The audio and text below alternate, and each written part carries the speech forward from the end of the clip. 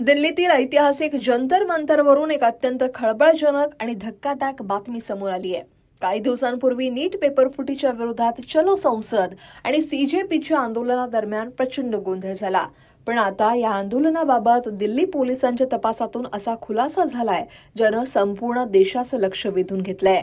या आंदोलनाचा फायदा घेत काही समाजकंटकही मोर्चात सहभागी झाल्याचं समोर येत आहे.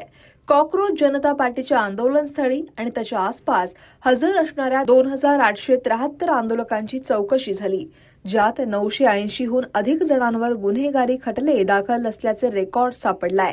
या लोकांवर हत्येचा प्रयत्न, चोरी, बलात्कार, अपहरण, महिलांची छेड काढणं, अंमली पदार्थांशी निगडीत अनेक गुन्हे नोंद असल्याचं आढळलंय. आणि या सगळ्यांची ओळख पटली आहे ती AI तंत्रज्ञान आणि फेशियल रेकग्निशन सिस्टीममुळे. एका वरिष्ठ अधिकाऱ्यानं PTIला दिलेल्या माहितीनुसार कमीत कमी 101 जणांवर हत्येचा गुन्हा दाखल होता. 62 जणांवर हत्येचा प्रयत्न केल्याचे खटले आहेत.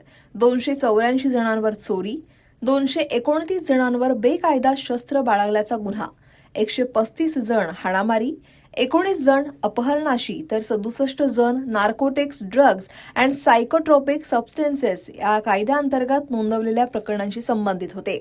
61 जणांवर बलात्कारासारखा गंभीर गुन्हा दाखल होता.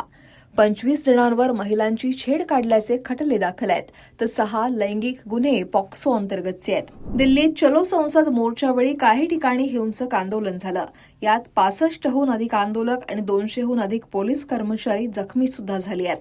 सुरक्षा जवानांनी शांततेत निघणाऱ्या मोर्चावर पॅलेट गनचा वापर केला असा आरोप सुद्धा आंदोलकांकडून विरोधकांकडून केला जातोय. 20 जुलैला जंतर मंतर परिसरात प्रचंड जमाव जमल्यानंतर आणि मोर्चा दरम्यान झालेल्या हिंसाचारानंतर पडताळणी सुरू करण्यात आली. त्यात गुन्हेगारीत सामील असलेल्या लोकांची ओळख पटवण्यात आली. हे निष्कर्ष पोलीस डेटाबेस आणि डोझियर पडताळणी प्रणालीद्वारे चालवण्यात जाणाऱ्या एका मोठ्या तपासाचा भाग आहेत. या दरम्यान हत्येच्या प्रकरणात गुन्हा दाखल असलेल्या 101 जणांपैकी 42 लोकांवर 2 आणि त्याहून अधिक गुन्हेगारी खटले आहेत, तर 12 जणांवर 10 पेक्षा जास्त गुन्हे नोंद आहेत. हत्येचा प्रयत्न करणाऱ्या 62 पैकी 25 जणांवर 2 पेक्षा जास्त गुन्हे नोंद आहेत. या तपासाचा उद्देश आंदोलनात सहभागी असलेल्या समाजकंटकांना शोधण्याचा होता. AIच्या मदतीनं आणि पोलीस रेकॉर्डमुळे या गुन्हेगारांची ओळख पटली आहे असं तपास अधिकाऱ्यांनी सांगितलंय. या तपासाविषयी पोलिसांच्या तुम्हाला काय वाटतंय? कमेंट नक्की करा आणि लोकमत सबस्क्राईब करायला विसरू नका.